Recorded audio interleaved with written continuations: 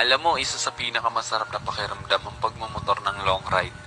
Yung tipong pagsakay mo pa lang ng motor, pagpaandar ng engine, may mararamdaman ka ng kakaibang saya. Dahil kapag nagmumotor ka sa mahabang biyahe, talagang nakakawala ng stress at ma-appreciate mo pa ang ganda ng mundo. Yung tipong habang nagmumotor ka, masasabi mo na lang sa sarili mo na, wow, ang sarap palang mabuhay. Ang ganda pala ng mundo.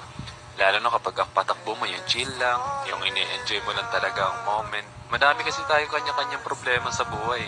Pero kapag nagmumotor ka na, makakalimutan mong problema mo.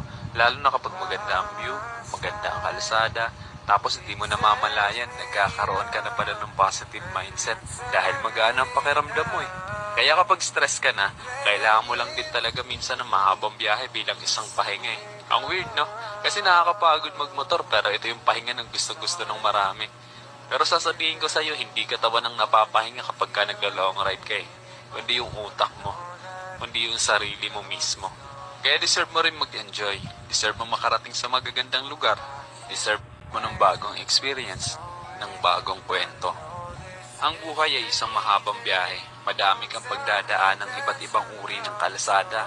Malubak, mabuhangin, madulas. Kailangan mo lang din talaga maging maingat. At pwede kang huminto para magpahinga. Tapos, biyahe na ulit.